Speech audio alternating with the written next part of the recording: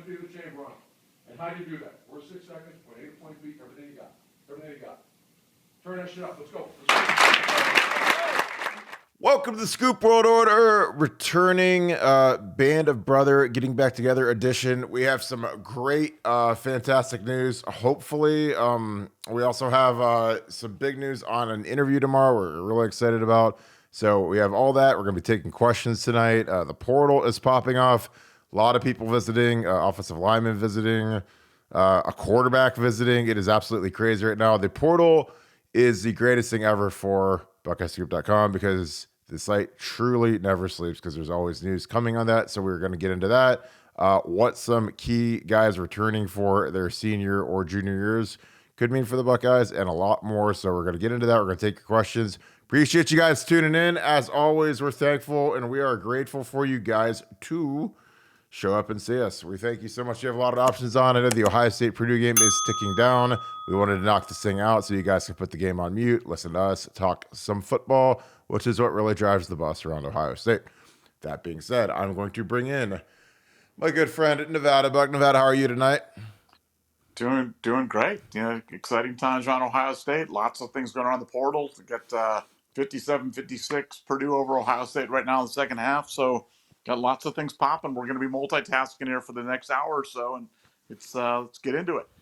Yeah, we talking about unfinished business, talking about kind of a reshaping of the coaching staff with Kevin Wilson leaving. He's taken 2 defensive assistants. One is a coordinator, one is a linebacker coach. There's some opportunity there. But one of the main things we're talking about is there's a little bit of a rumble that there's going to be kind of a band of brothers, one last ride type mentality, where there's some guys that are on the fence about declaring for the NFL draft, believe that they could be coming back for one last ride. I think if we get some of these key guys back, some of these on the fence guys back, that will be a top 3 team preseason, regardless of the quarterback situation, just based on the offensive infrastructure, the defensive talent, year 2 of Jim Knowles. Nevada, what are you hearing about that? And kind of enlighten us on what is going on behind the scenes at the Woody Hayes and as these guys are making decisions. Well, you're always looking. I think this time of year generally falls into 2 categories, which is either everybody's leaving or everybody's staying.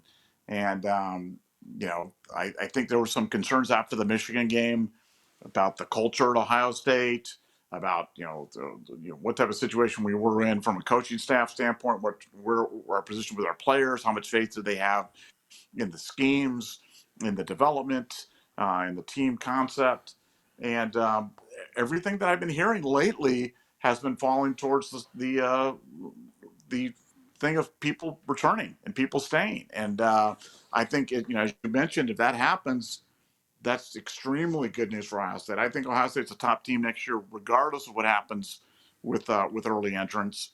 But with a couple of guys breaking the right way, and we've already had a couple of nice, the guys announced that they're returning, and Ohio State's going to be right at the top of the college football world with very few questions. I mean, some notable ones, notably who's going to be the quarterback. But I mean, Ohio State's going to be right there at the top of the college football world. And I think it's going to be led by this band of brothers that are returning, that they've got unfinished business to take care of after the close Georgia loss, and maybe they come back in 2023 and avenge that and get over the top. Yeah, I mean, we have some fence guys like Cade, Tommy Eichenberg, guys that are I can't imagine that their draft grades, their feedback from the NFL process was that great. I actually went through the same process my junior year. It came back with a round 4 grade, which really is kind of a non-starter if you want to go pro.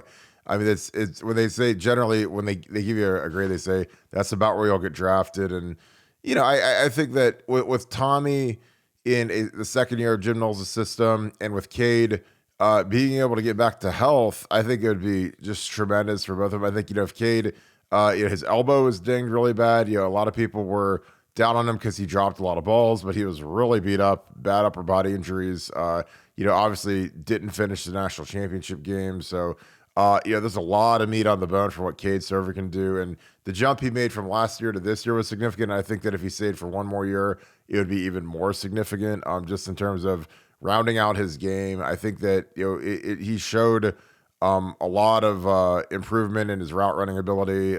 Self-admittedly, he said that multiple times. He really worked hard at his routes. He, frankly, I thought was better than Jeremy Ruckert was his last year. Jeremy's just a little bit taller, a little bit more athletic, and he came in with more stars, 5 stars. So he carried him into the third round, but he didn't exactly light the world on fire so far in the NFL. I think Cade could be a similar type guy, could be a mid-round guy if he came back and had a really productive final year. And again, year 2 in a defense, I feel like these guys, instead of learning everything, there's a comfort level. I think that Tommy, would be a preseason All-American, so there's always that incentive to come back, get your Buckeye tree, be a 2-time captain, add to the resume. And I think he's a guy that would be a contender for major rewards. I think he'd be a Butkus, probably favorite coming back. He was really productive. Surprised he didn't make the cut last year. But those are 2 guys I think that could really turn the tide.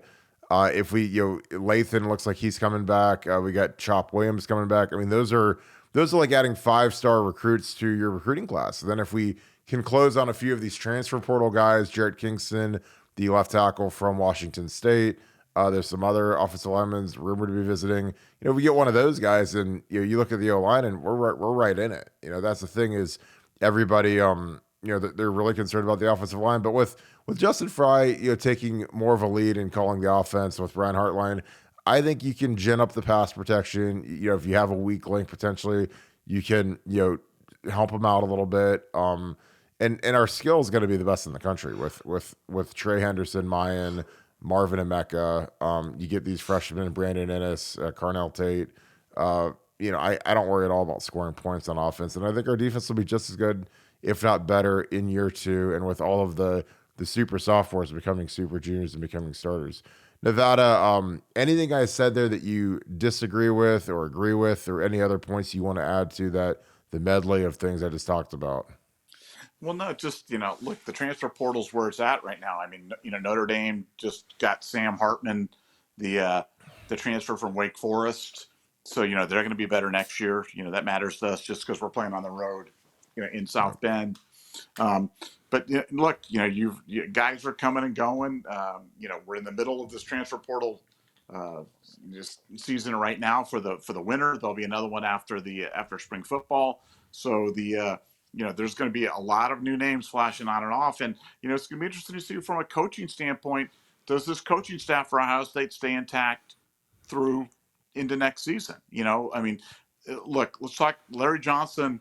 It's inevitable that Larry retires. It's just a question of when.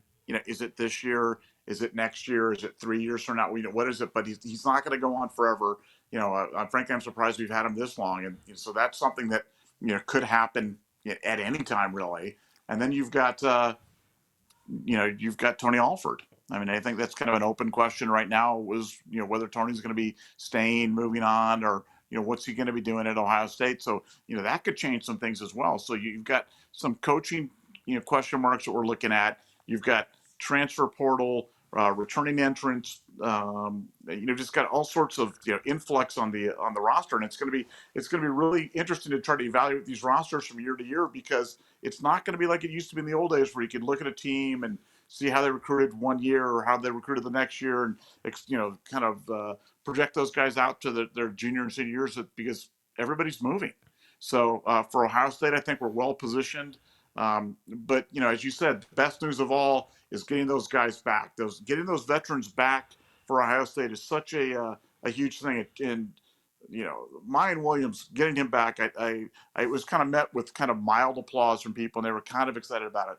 I'm very excited about getting Mayan Williams back. I think that answers an awful lot of questions for you on running back.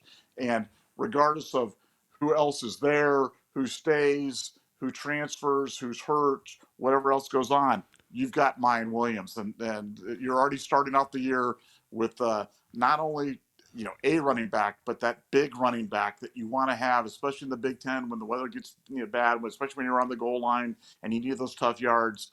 I could not be more excited about that news. I won't say that it was unexpected, but it certainly was the furthest thing away from a guaranteed return. And to me, it's just a gigantic piece of news that I don't think people were quite as excited as they should be about that.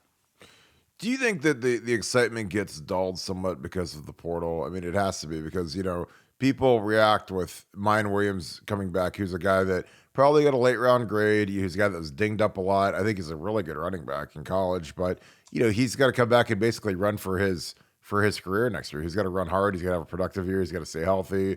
For a chance to get drafted in the NFL draft the following year. But do you think that the fact that there's some people that believe that Mine coming back could push Evan Pryor to the portal, could push Chip to the portal? Is that part of the reason why it was met with tepid applause?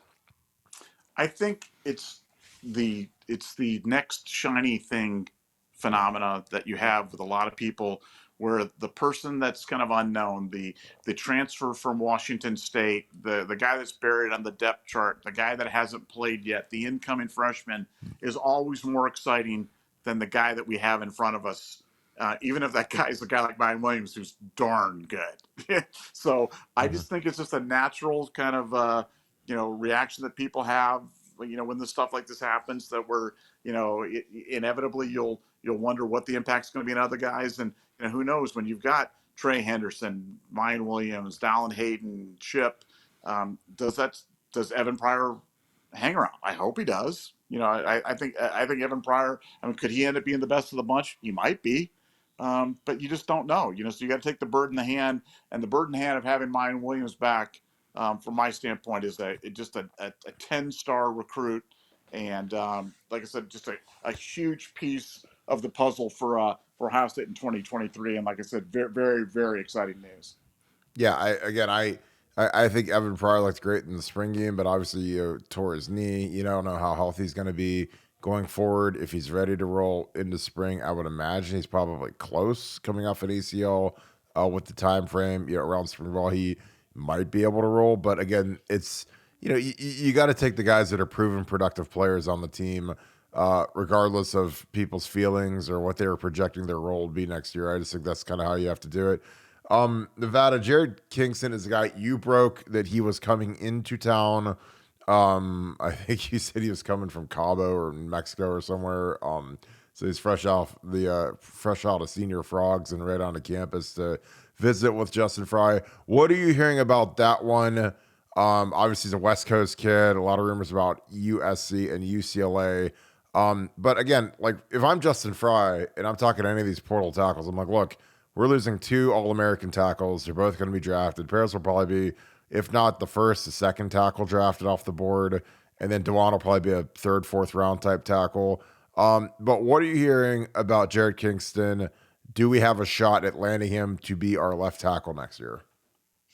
Well, I think we absolutely have a shot. I think, Jared's kind of an interesting kid because he's always kind of viewed himself as kind of being a Big Ten player, and he's kind of got that Big Ten player mentality. So I think, he views that he fits in well at Ohio State as opposed to a place like USC or UCLA. Now, having said that, it's going to all come down to how this visit goes. And, as we mentioned, he got in late last night around 10:18 p.m. Approximately just a wild guess that he got in around 10:18 p.m. last night. And for Ohio State, they just, they're giving him the dog and point. They're giving him full attention and putting on a good show. Don't really have a read on how that's going yet. We'll know more over here in the next 24, 48 hours. But, they brought him in for a reason. He came in for a reason. And, I always like to get a little bit more information before I get optimistic. But I think he'd be a great fit for Ohio State regardless. But, I'm not as worried about the offensive line as some people are. And one of the questions that I had for folks today was, when was the last time that we had a bad offensive line? When was the last time? And it's kind of hard to remember. It's the same question people are asking about the quarterback position. They're like, oh, the quarterback position. And I said, well, when's the last time we had a bad quarterback at Ohio State? And the obvious answer was Joe Bowserman 2011, but that's 11 years ago. The guy that posted that, I said, you're playing t-ball the last time that we had a bad quarterback at Ohio State. So I think that there's some things you can worry about, something you don't worry about. I'm not as worried about the offensive. I think the offensive line's in better shape as long as you've got 5, 6, 7 capable guys on the offensive line. I think you're going to be just fine, short of catastrophic injury and bad things happening. Would getting portal guys in help? Absolutely. but and I may be one of the few, but I am not at the DEFCON 4. We have nobody to play, and we're going to have to line up long snappers at guard and quarterbacks at center. And I think we're going to be just fine. And I have faith that Justin Fry is going to be able to get it done with the guys that he's got in the room. But it would sure be nice to add some talent from outside the room just to give us a little bit of cushion, a little bit of breathing room. Yeah, I agree. I don't worry about the offensive line at all. I think with the way you can scheme it up now and the way we can throw the ball and our skill guys, they can carry the offensive line. Again, I watch a ton of NFL football. I watch bad offensive line play every week in the NFL, and somehow by some miracle of God, the quarterback they don't get sacked 35 times a game like people think they will. Like they have this like illusion where it's like, oh my God, we're gonna lose Paris and DeWand and Kyle McCord's going to be in the infirmary getting sacked 35 times a game. It's like, no, it's not how it works. Like the way we get rid of the ball in the quick game and our running game, and the way you can scheme up protections. Like we do a lot of play action protection, a lot of 7-man. I mean, against Georgia, we were running 6 and 7-man protections, and they had the best pass rush in the country. They didn't, they got home I think 4 times, and that was some of the things they ran were just incredibly well schemed, very difficult stuff. But most of the time we just picked it up, especially when we played Mitch Rossi at running back, and Mitch Rossi played maybe one of the best games I've ever seen in Ohio State Buckeye play in terms of pass protection, because he was killing their guys, and that guy is an absolute warrior. But I don't buy it. We play in the Big Ten. We're gonna have 3 games before we go to Notre Dame. We have 3 layups, against Youngstown State and Antarctica Tech and some of these other schools, and they'll be ready to go. They'll be tuned up. We don't have to open up at South Bend week 1. So, these guys will get their sea legs under them. They'll kind of figure out who's what, who's where. And again, if you're worried about pass protection at tackle, just know, like, put Donnie Jackson, 74 at left tackle, put Josh Fry at right tackle. Josh started a game this year at right tackle, did great. I mean, he did every bit as good as DeWan did. He's not as big or physically imposing, but he's a much better athlete. He's much smoother. His feet are just as good. And again, it's if you struggle or you're going against some werewolf defensive end or defensive tackle, you can scheme it up. Like, we schemed up Jalen Carter and he had no impact. He had 1 tackle in 4 quarters of football. So I don't worry about the O-line. I know some people like to just worry about everything in life, but of all the things in this life I don't worry about, like Ohio State's offense is literally like at the absolute bottom of the list. It's next to Jeff Bezos being able to afford to go on vacation or being able to afford a Big Mac or Grubhub or something like that. So I just don't worry about Ohio State's offense at all. Nevada, is there any part of the offense that worries you next year?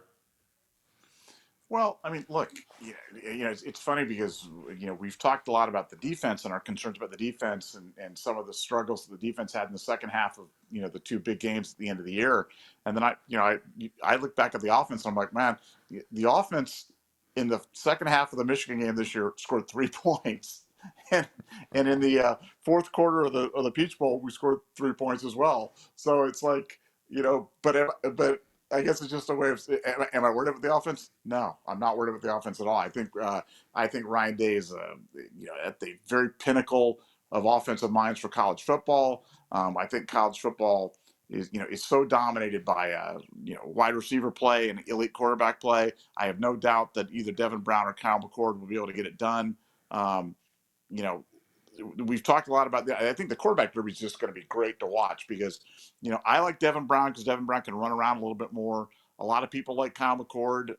His relationship with Marvin Harrison goes back to high school. They were high school teammates together, and he's been in the system, for 2 full years. He's had his sea legs. He's seen a lot of practice time.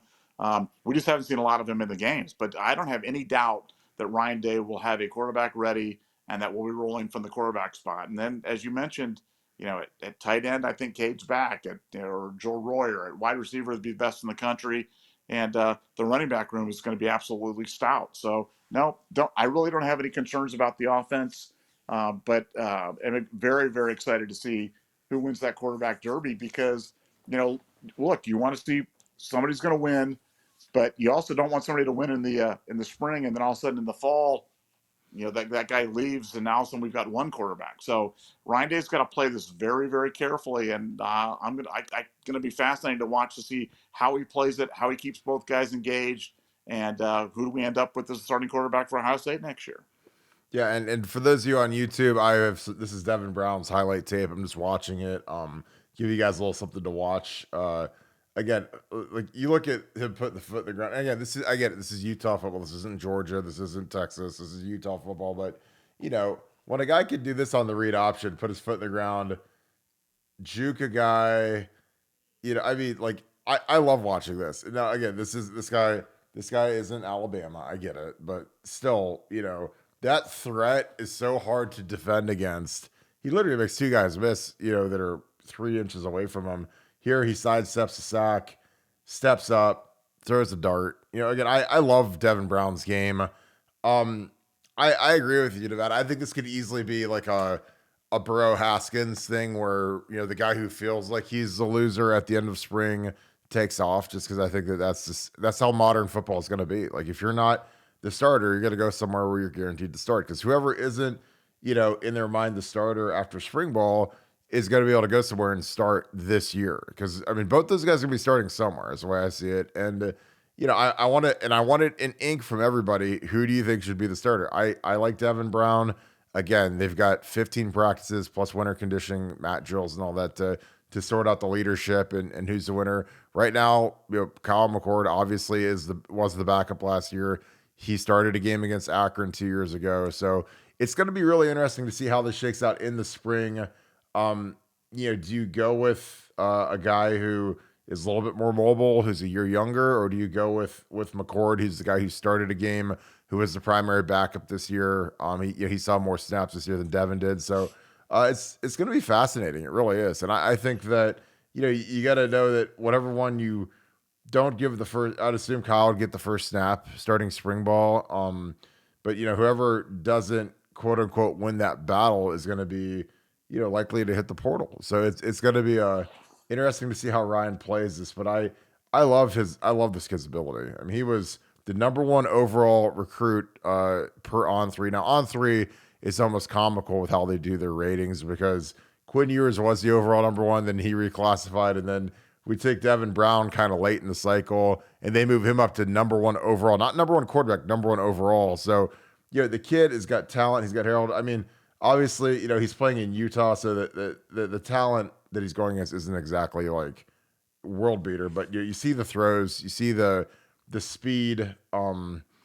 It's going to be interesting. And I love quarterbacks that can run. I love guys that can put that fear of God into a defense by being able to take off, scramble. I mean, obviously he's a tough kid. He's fearless. I think he's going to he'd do amazing things in this offense. And again, if you are a little shaky at one of the guard spots or one of the tackle spots or whatever, when you have a guy that can scoot like Devin can, then all of a sudden you're not as worried about it anymore, because if something happens, he can get out of trouble, scramble around, throw the ball, or take off and run, get some green grass, get it to 2nd and 2 instead of 2nd and 4 by taking a sack, or 2nd and 10 by throwing an incompletion. So I love Devin Brown's game. I think this is going to be, if there's ever a good time to join BuckeyeScoop.com, it's literally when there's a quarterback derby, because every day is like the Super Bowl. So, I mean, you get intel from practice, or like, okay, this guy looked great, this guy didn't look great. And again, coming out of the Joe Burrow, Dwayne Haskins, the 2018 Derby,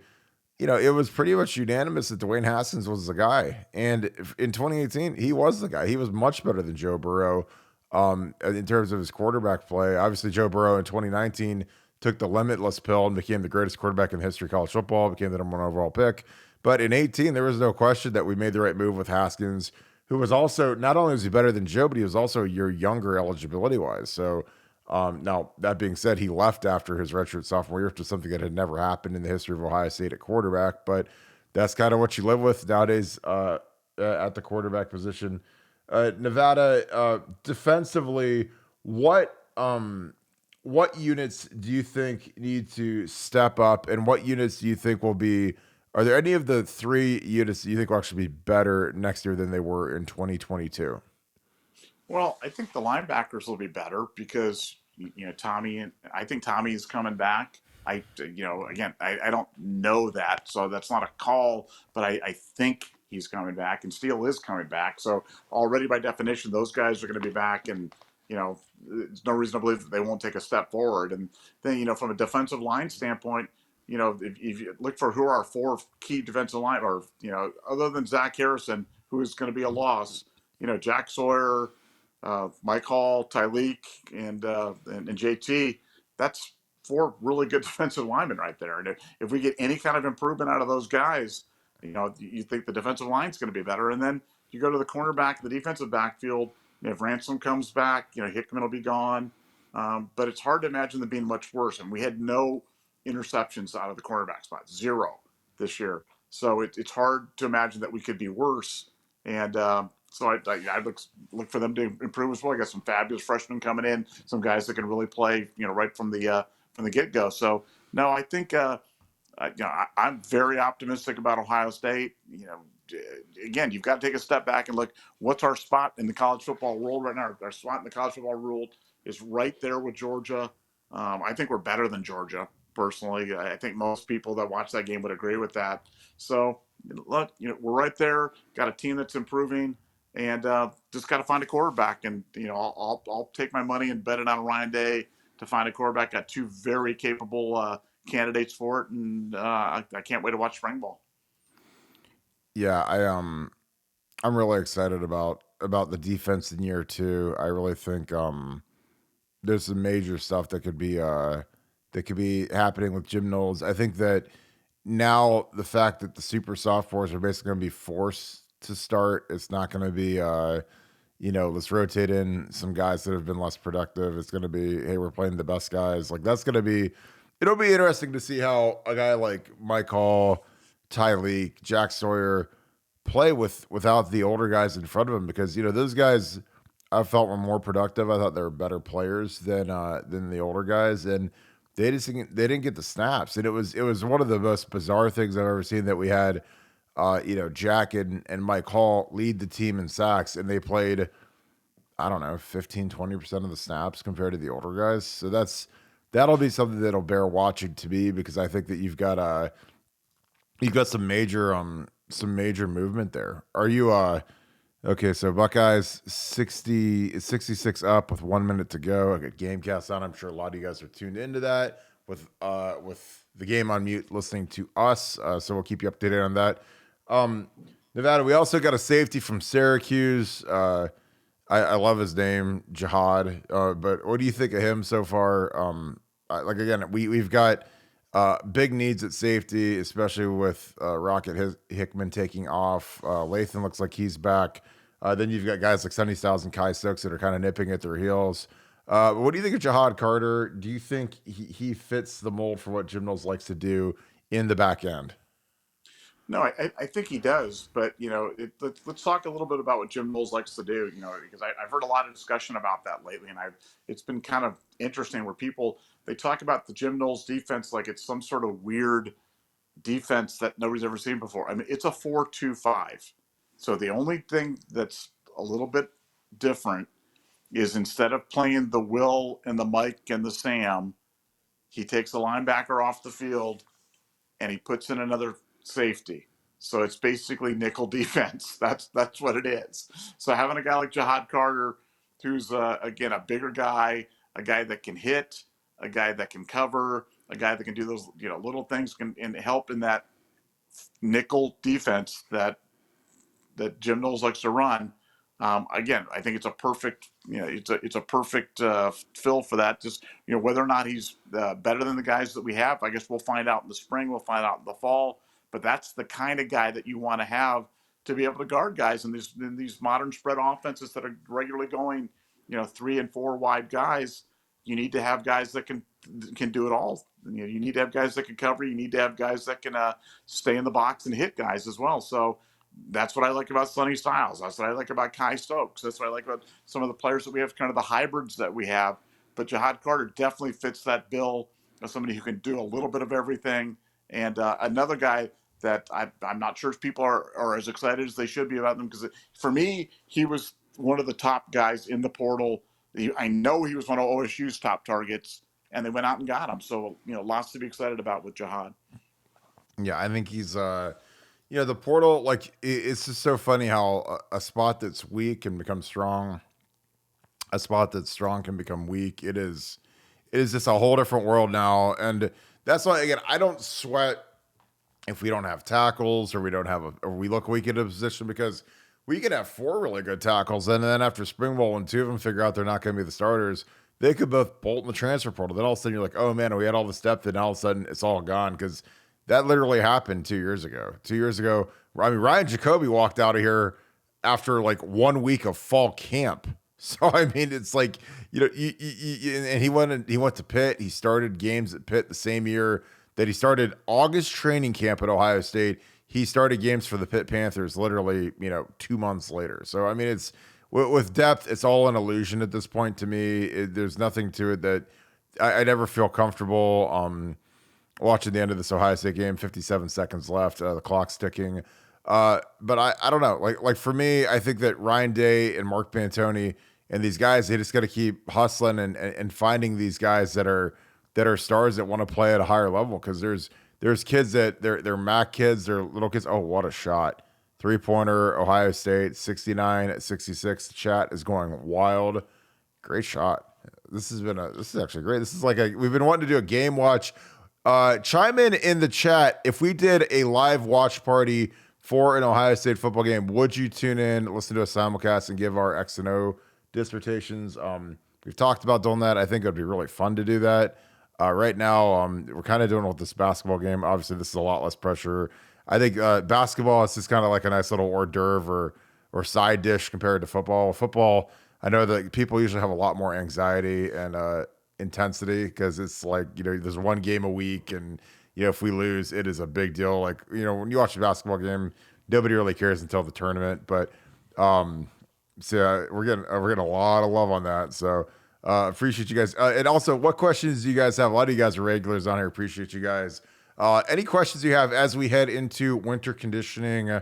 This next week is actually huge for the potential shifts on the coaching staff, because there is the AFCA, the American Football Coaches Association convention. It happens in Charlotte this week. That is a time where there is a ton of movement. Go ahead, Nevada.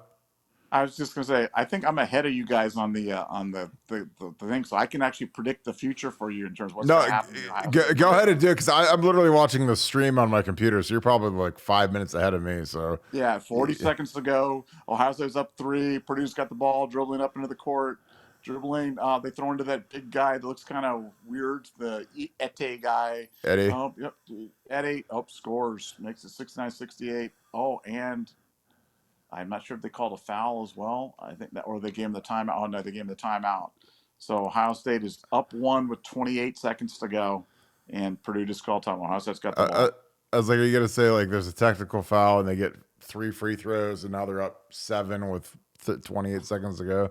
That'd be great. Yeah, no, nothing that good, but yeah. Ohio State forgot their jerseys in the locker room and they got 2 technical shots, so they lose.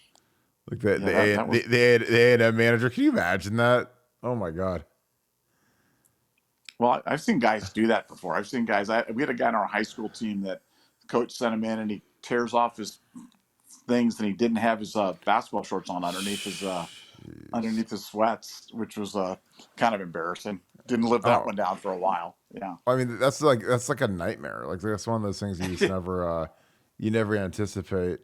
All right, let me see. What do we got? Strength and conditioning needs to be modernized. See, that's something that is like one of those wild things that it just pops up. And again, like, I know that we had injuries this year, and it's harder when the injuries are your premier guys, when it's Jackson Smith and Jigba. Because this is a good one. I'm going to put this one up on the screen actually, as we leap through the Devin Brown highlight tape. Let me see. And I'll be calling the basketball game here as we go. 28 seconds to go. Ohio State has the ball, up 69-68. Ohio State player's got a great afro right there. Number 14's a terrific afro. Terrific. Bringing it back. It's the old Jack Tatum afro, huh? That was, oh no, they got it stolen. Ball stolen. Oh no, Purdue's got the ball down 1. Oh no, Purdue's got the ball.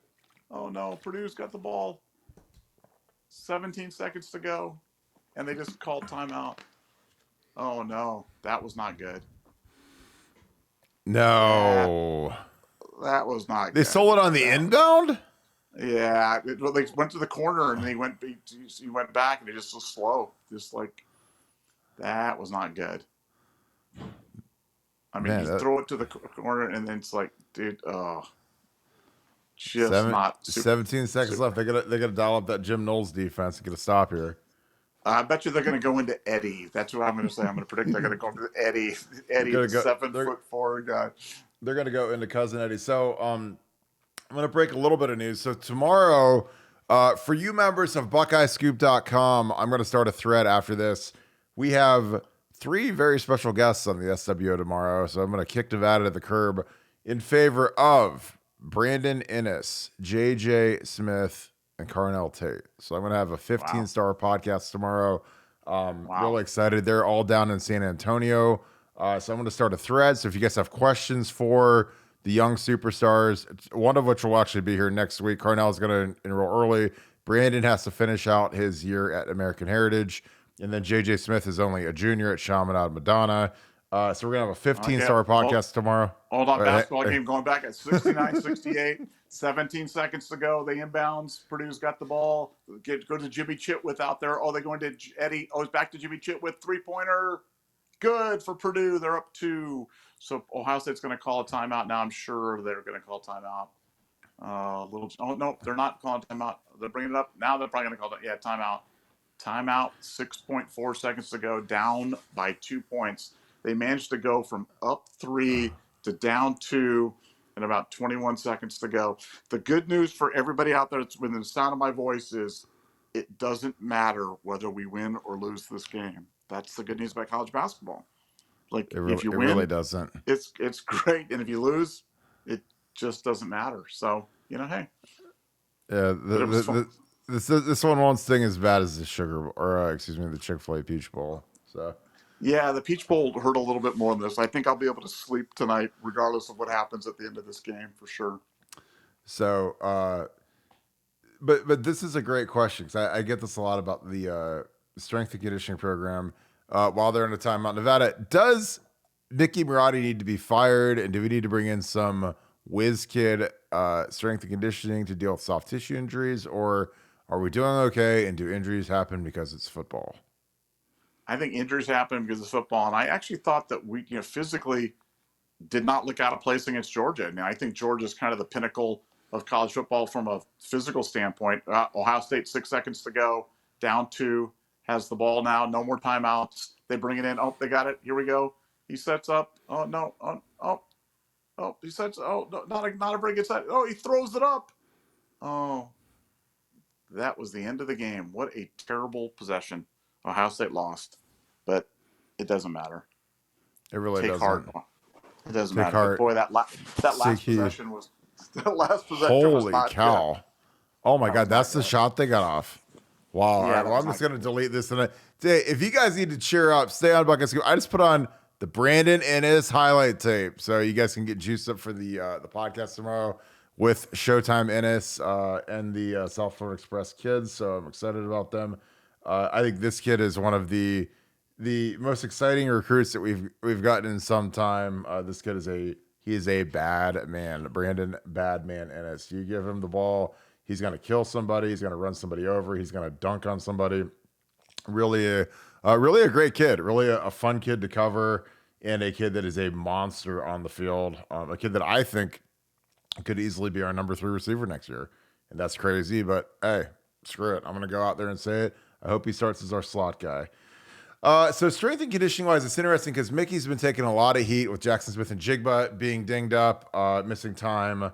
It just seems like we were snake bit this year. We had a lot of guys miss time. It was really weird. But I worked with Mickey obviously, and I always look at like how many games do we miss from an offensive line perspective, and it's almost crazy how well trained our guys are. Because in 12 we didn't miss a single snap from our starters due to injury.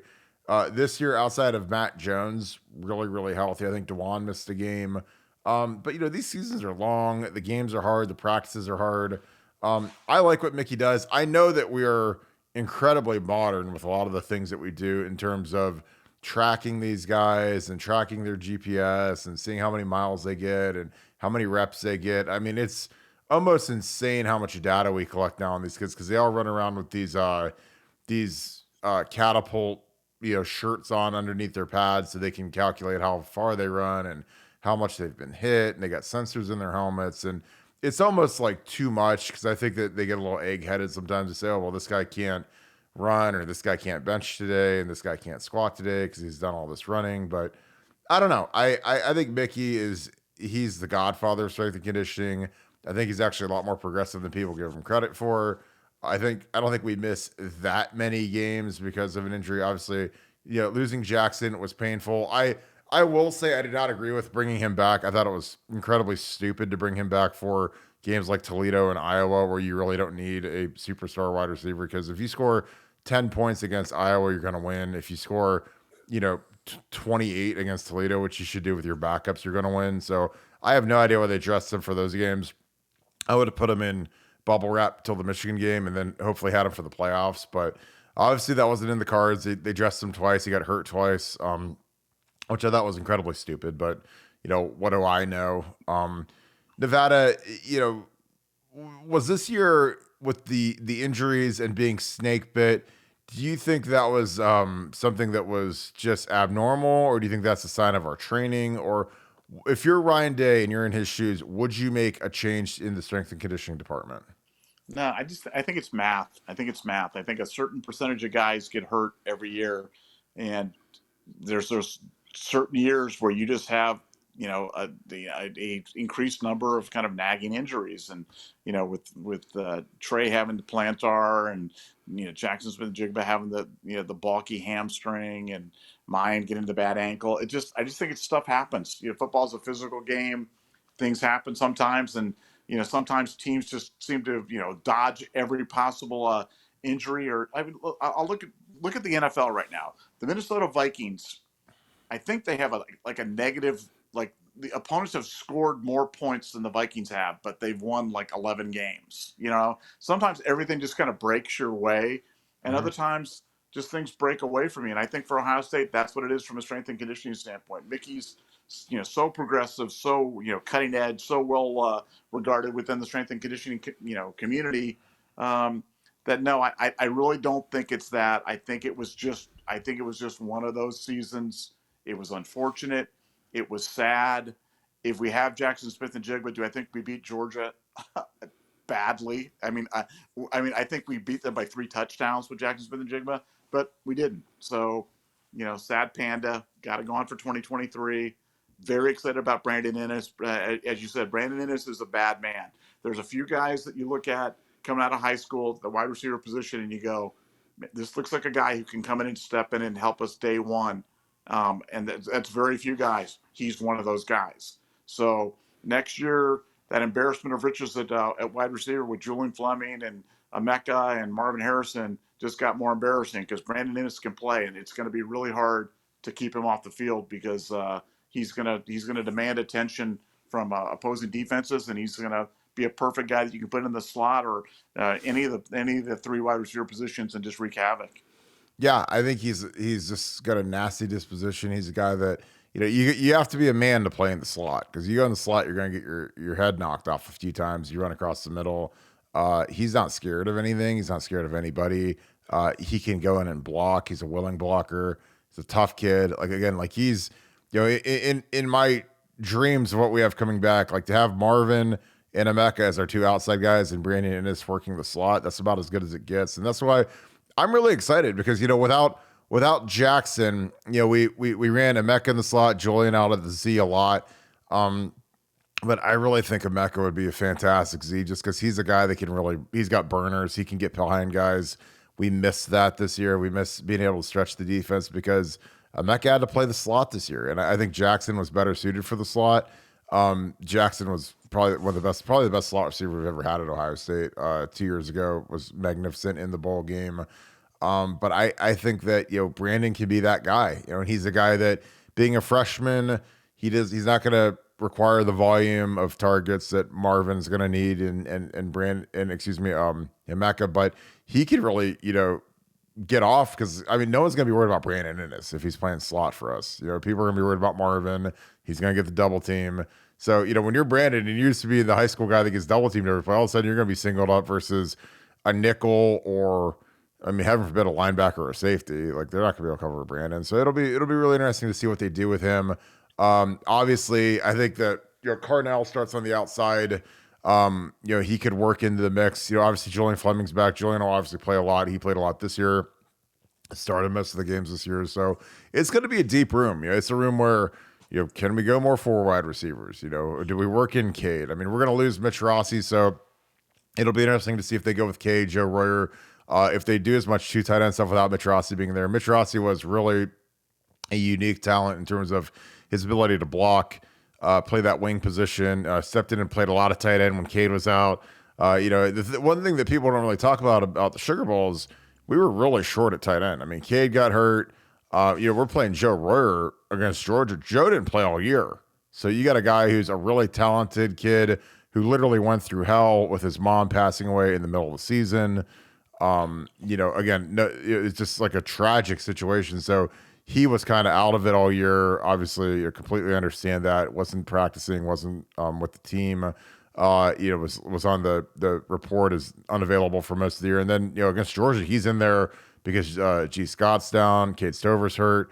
So you're real short there, and you got a kid that hadn't played all year playing the biggest game of the year versus the best team in the country. So he's a kid that, and he made a catch early. I think that it wasn't fair to him, some of the situations he could have put in terms of pass protection, because he hadn't played all year and he's got to go pass protection against Georgia in the Peach Bowl. And that I didn't think that was one of Ryan Day's finest moments when he had him out there. I'd have probably put Josh Fryer out there or done something where you didn't have to put Joe Royer, who's an athletic receiving tight end, in a situation where he has to pass block against the Georgia skill edge guy. I don't think that's a good matchup for Ohio State. And anyways, and let alone when Joe's is rusty as he was, because he had really he's had a bad year from what went on with his mom, and God bless his mom. And I think that Joe is a kid that could easily be a superstar at Ohio State with his ability.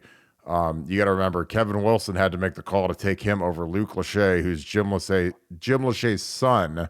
Jim Lachey is the color commentator for Ohio State football, and Jim Lachey is one of the greatest human beings, one of the finest gentlemen, one of the nicest guys I've ever been around. And that guy is on the team flight with Paul Keels every single flight. So, Kevin Wilson's going to look at him and say, yeah, Joe Royer was better than your son. So there had to be a significant gap there when he made that call and he didn't take the legacy kid. So, but Nevada, in terms of our tight end room, our offense, Cade, what do you project out of those guys, especially if Cade returns? I mean, this could be a pretty deep room, in my opinion. Well, let me ask you, first off, does Mitch Rossi have any more eligibility left? I think he's done. I'm not sure if he has a 6 year. Again, that's something I should know, but I don't. I'm going to be honest. Don't they all get a COVID year back? That's the thing. They all have 6 years. So I mean, it's some of these guys are coming back, and one guy from Oregon got 9 years. He got his 9th year. So I don't know. I mean, I would if Mitch came back, I would cry tears of joy, because that kid played one of the greatest games, one of the most unsung games you've ever seen against the Georgia Bulldogs. And I mean, I'd make him a captain, and I can't speak highly enough about that kid, because he was balling against the Georgia Bulldogs, man. Yeah, I think that's something we got to check on. Let's check on Rossi's eligibility, because again, that would be another one that we're just spitballing here, but that would be another one where if he announced back, I think people would be like, "Oh, that's great, Mitch Rossi's come back," and like you said, we'd be having a party here. So that would be a fun one. But with this COVID eligibility, it's going to take a couple of years to kind of sort through all these 5th and 6th and 7th and 8th year guys coming back and getting extra time. So I count nobody out, because there's a lot of eligibility floating around right now. Yeah, Rossi's the kind of guy that he'd go to the Patriots, play 10 years, he'd be like a Nate Ebner, a guy like, Nate was a guy that most people didn't even know existed until he got drafted. in the 6th round by Belichick, and then he ended up having a fantastic career, multiple Super Bowl winner, multiple extensions. I think he just finished up after 10 years in the league. That's the kind of guy Mitch Rossi will be. Mitch Rossi's a guy, fullbacks are kind of like dinosaurs. There's just none of them anymore. And then you get a guy that can play fullback, play tight end, great special teams guy, a guy that potentially could have had two first downs on fake punts had we executed them correctly. Just really a great player, a guy that I keep getting crazy about it, but he really, really played a great game against Georgia. And we're going to get that all 22 film in, and I'm going to point out some of the plays he made, and you'll be like, holy cow, this kid was balling. And he wasn't just like blocking these guys. He's put these guys in the dirt, these Georgia Bulldogs. So it was something pretty outstanding.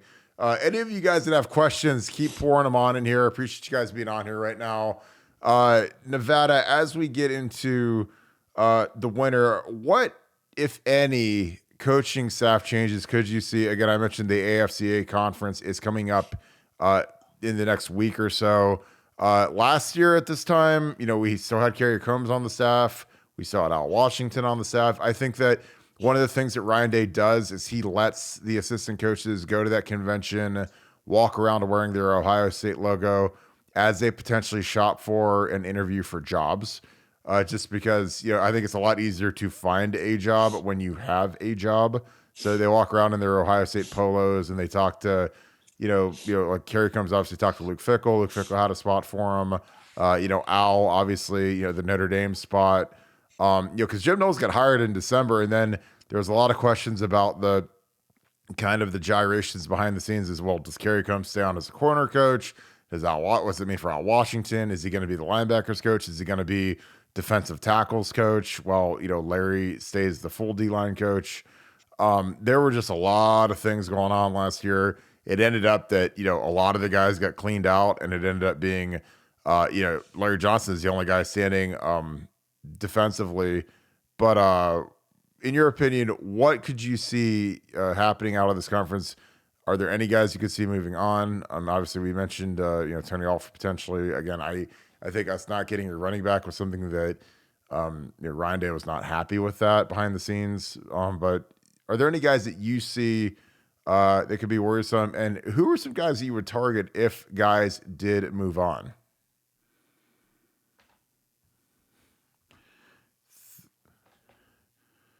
He just rang off. Okay, I'm looking at you guys.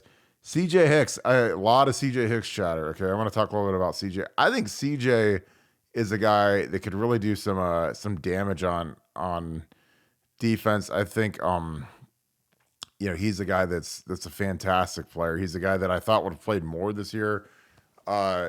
Nevada, talking about CJ Hicks right now. Your thoughts on CJ? Again, he's a guy I thought would have played more, been a special teams demon, didn't really play much. Your thoughts on CJ Hicks?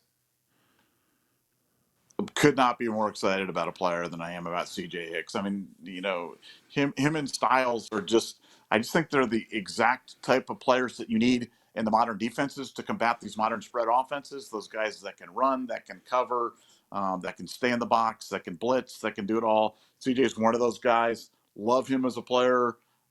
Expect big things out of him. I think he's going to be one of those guys that people tend to forget about a little bit because, came in highly touted, didn't really have, much run this year for the OSU defense, but I'm expecting big things out of him next year. And I think he's going to take a huge leap into not only the Ohio State psyche, but I think the national psyche. I think he's that good, and I think he'll make that much of an impact.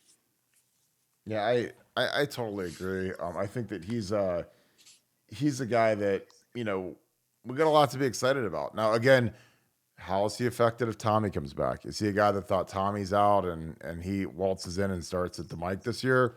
I don't know. Now, do I care? I also don't care. Because, again, if you can get Tommy back, then you just let everything else fall where it is. Because, I think that, if Tommy comes back and there's guys that were mentally projecting they were going to stay or start, I think that you just got to deal with that. That's the modern thing. When I was a true freshman, I backed up Shane Olivier at right tackle. Shane was a fourth-year senior. He didn't have the option of coming back. There was no COVID year. There was no extra time. For those of you tuned into YouTube right now, this is Jelani Thurman. Other than Brandon Innes, this is my favorite. This is easily my favorite recruit in the class. He is a tight end, fantastic player.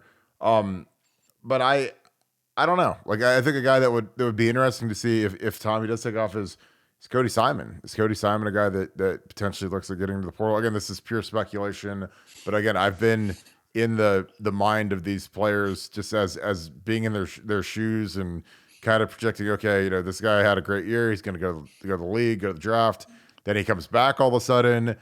For some of these guys, why fight that fight when you don't have to, when you can get transferred to? Because Cody Simon could start at pretty much any program in the country, But if he's behind Steele and Tommy, then he's not going to start here. So, does he want to be a rotational guy in a 2 linebacker defense, or does he want to go start at basically 110 other programs? So, again, that's pure speculation. I have no insight on Cody Simon actually thinking like that, but I've just lived it, and I know how these kids are. These kids all want to play in the league, and the only way you get to the league is you have to actually play. So, but Nevada, we got a few more questions. Let me see what we got.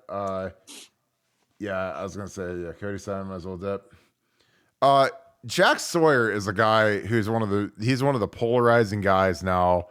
Do you see an open competition at defensive end? Not impressed with Sawyer. What do you think needs to happen at defensive end, Nevada? I think that, we have the 2 5-star DNs in JT Tuimoloau, and then we also have Jack Sawyer.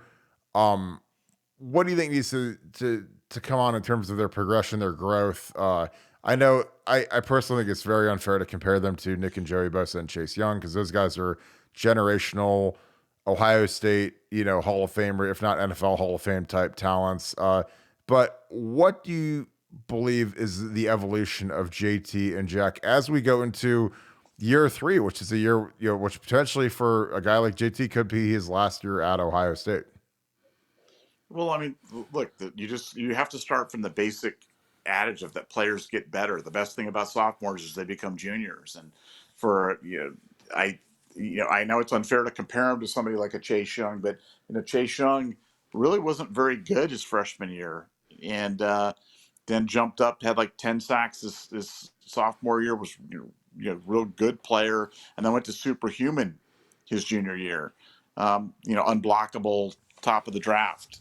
And so I think with JT and Jack, like, do we need them to jump up to unblockable superhuman? Well, if they just improve, they're going to be a lot better than they were this year. And you're talking about 2 guys that are widely regarded as maybe the 2 best defensive ends in the country in that recruiting class. And they've shown flashes. They've made plays. They've been close. They've been there, but it hasn't just all clicked together in every game. But I really think it's going to. I think you're going to see a similar type of trajectory. Again, we hate comparing them to the Chase Youngs, to the Bosas, but I think they're going to have those 2 guys are going to step forward and have those types of seasons, and then OSU defense is going to look completely different when that starts to happen. So, what do I expect to happen? I expect that to happen. I would say mark that down and hold me to it. I think that those are 2 of the surest bets that you're going to have on players that you're ever going to see in the 2023 season is JT and Jack Sawyer to have big years, breakout years, and live up to those lofty 5-star billings. I really think it's going to happen. Yeah, I agree. I think that one of the things that people forget is that this time last year, a lot of people were down on Zach Harrison. Zach Harrison was a guy, obviously, when you have that 5-star tag, the expectations are already almost unreachable, especially when you come in after Chase Young and Joey and Nick Bosa in succession. And, he's a kid that, people gave him the look like Tarzan, plays like Jane, unproductive, whatever. He's a great kid. I mean, he's one of the nicest kids you'd ever meet in the world. But he really took a huge step this year in terms of production, in terms of, his overall stock in the NFL. I thought he had a great year, and it was one of the weirdest things ever is Ryan Day has a penchant for naming kids captains their junior year, which I think isn't fair, and I think it's something that sometimes can hang these kids out a little bit, because Zach Harrison is a guy who's named captain as a junior, much like Taraji Mitchell last year, and then was not named captain as a senior. And three of the guys they picked were Court Williams, Tyler Friday, and Cam Babb. And obviously, we know Cam Babb's story. He's had a bunch of ACL tears. But like Tyler Friday is a kid that doesn't play at all, and Court Williams is a guy that didn't play at all, and then he got hurt, and so then he really didn't play at all. And then so Zach Harrison, it's kind of just like from the emotion of being a junior captain, potentially being a two-time captain at Ohio State, which is a huge honor, to not being a captain your senior year is something it's really strange. And I think Zach handled that well. I think that he took it in stride. I think he's a kid that just all he did was produce, and he really had a great year. I think that his production in a strange way almost hindered him because I think Larry played him too much. Because there were times where I'd be like, God, rotate him out and put Jack Sawyer in or put one of the other ends in because he'd get tired towards the end, but he was still productive despite playing 65 plays a game. And I just thought that, if I could have, one criticism of Larry Johnson, or, my biggest criticism by far is his rotation was insane, because, we had guys like Mike Hall playing 15 plays, even though I know he was dinged up. We had Tyleek playing 10 plays. We had Jack Story playing like 17 plays. And then you'd have Zach Harrison playing like 60 plays. And I'm like, in my mind, and even JT Tuimoloau would be playing 55 plays, 60 plays. I think that, it's better to spread those guys out and have each DN play 40 plays than have two play 60 and one play 17. Because I know those guys get tired. I would see it on film where they just be getting beat down, especially in the second half. And I'd be like, I think that, freshening those guys up and having a better rotation would really help, especially when you play teams like Michigan that run the ball and try to kill you every play. Like that is really tough to withstand for 60 plays. And most of these guys can't do it. And that's part of the reason why we struggled towards the end of the game against the run, is because these guys, I thought the rotation was poor. Nevada, your comments on the rotation, I know that it's probably going to be corrected just because, Javonte Jean-Baptiste hit the portal. We're going to lose Zach. We're going to lose Jerron Cage, Teron Vincent. There's a lot of these older guys that are moving on to the end of football or the NFL in certain cases and scenarios. Your thoughts on the defensive line rotation going into 2023? Well, just the defensive rotations in general. Forget the line. The defensive rotations in general were just very confusing the whole year. And you take a guy like Javonte Jean-Baptiste. I mean, they played him a lot in the Peach Bowl, and then he goes in the portal. So it wasn't even like they were invested in the future. So look, I give the defensive coaches the benefit of the doubt. They see a heck of a lot more than we do by a factor of about 100. They've got their very lively, depending on this stuff. But been watching OSU football for a long time, so you kind of get a rhythm of things and you get kind of an idea of how things are being done. The rotations were weird. Let's just, there's no other way to put it. The rotations were weird, and hopefully they're less weird in the future. But if they're not, then just at least be playing good, solid, fundamental defense, and don't leave questions. But yeah, there were some questionable decisions this year, across the board, and so I hopefully get that fixed out. And from a coaching staff perspective, I think it's an open question of, is it the end of Larry Johnson's tenure at Ohio State right now? I'm not wishing that to happen. I think he's one of those guys that you hated when he coached against you, and you loved him when he's here. Certainly love him when he's here, and love the job he's done. But this year wasn't one of his great defensive line hauls, and the defensive line production wasn't great either. Does that mean hashtag fire Larry? Absolutely not. Larry's earned the right to leave on his own terms whenever he wants and stay as long as he absolutely wants. And I'm fully on board with that. But I think it's certainly something to keep an eye on as an Ohio State fan. Just keep in the back of your mind that could be something that's coming down the pike sooner than later. Yeah, I totally agree. I think that with Larry, he's been in the game for a long time.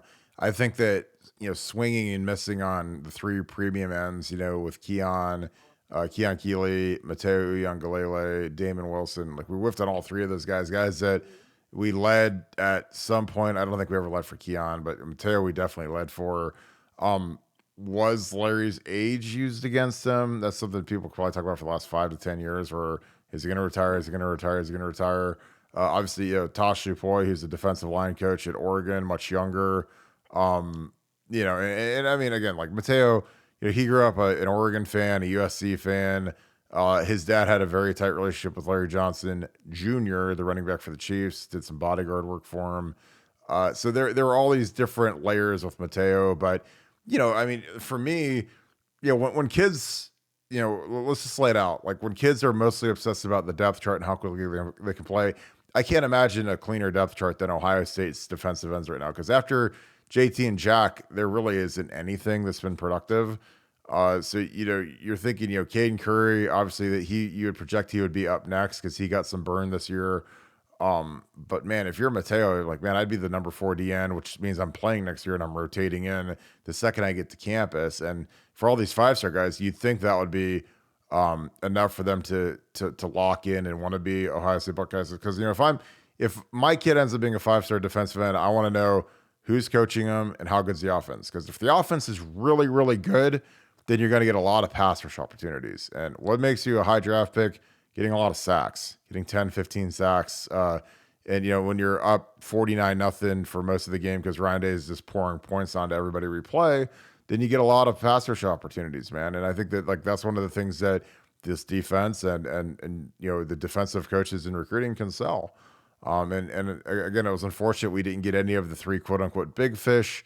But we did get Josh Mickens late out of Indiana. He's a kid that I think actually has looked fantastic down at the Army All-American game so far. So he might end up being as good as any of them. So sometimes you never know. Sometimes, the guy you get from Indiana, which isn't as sexy as getting a guy from Tampa or a guy from California, kid from Georgia, he might end up being just as good as any of them. So who knows? Again, it's circumstance and it's how do they take advantage of the opportunity. But, I'm super excited to see what we get out of JT and Jack in 2023 when they are the actual starters. There's no more rotating behind Zach Harrison and Javante and Jerron Cage and all these guys. I want to see Mike Hall get a full cadre of snaps. I want to see him play 45 snaps instead of 15. I want to see Tyleek play.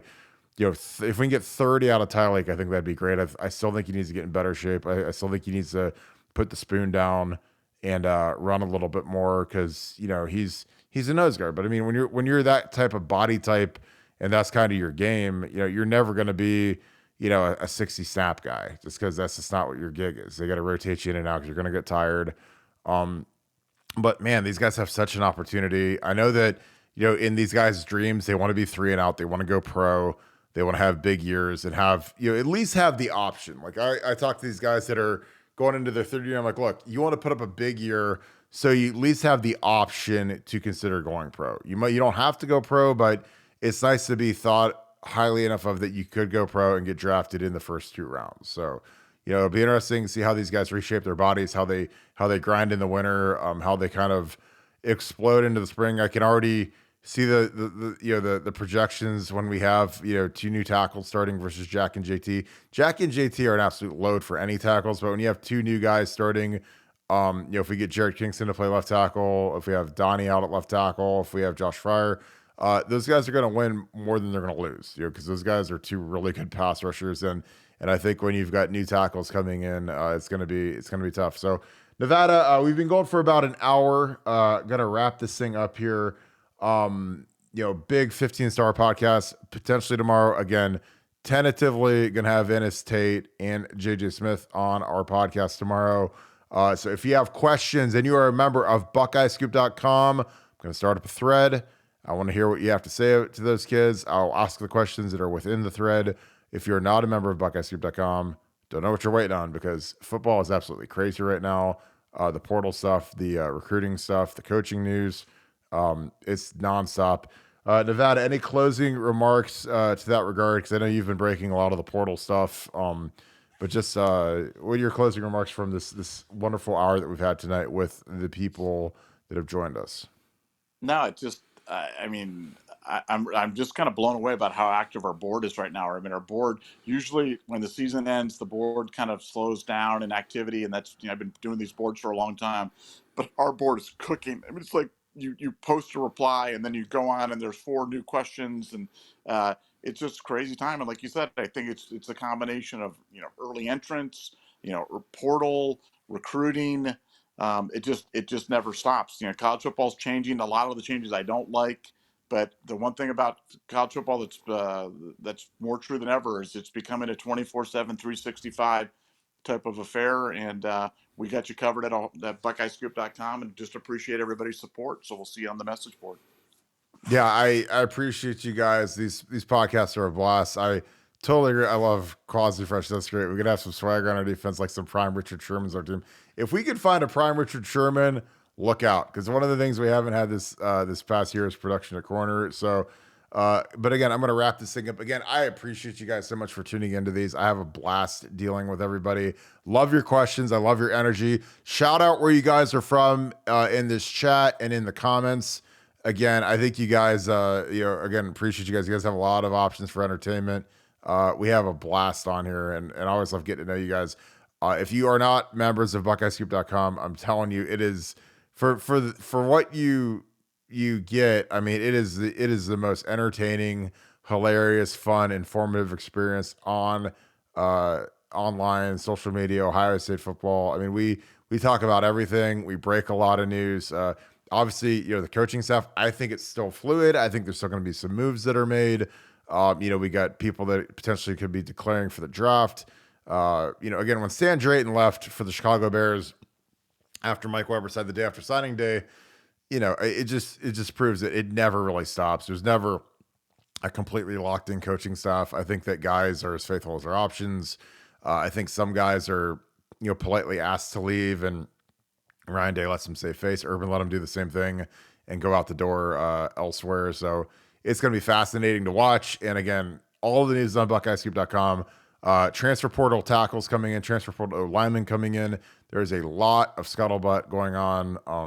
We've hosted tight ends. I'm sure we'll host some defensive players, corners. We've got a lot of visits coming in for these kids that are portal guys. And again, it's all going to freshen up again after spring ball, because you're going to reset the deck, and there's going to be more kids that hit the portal, and it is just absolutely crazy. So we're going to be shopping a lot at Ohio State, looking for some key pieces that we can plug in for a year and play. And that's kind of like why this thing literally never sleeps. Like the Buckeye Scoop message board is literally like the Cosmopolitan in Las Vegas. It never is dull. It's always on fire. There's always fun. There's always happening stuff going on. So that's what it's like. So we appreciate you guys tuning in this tonight.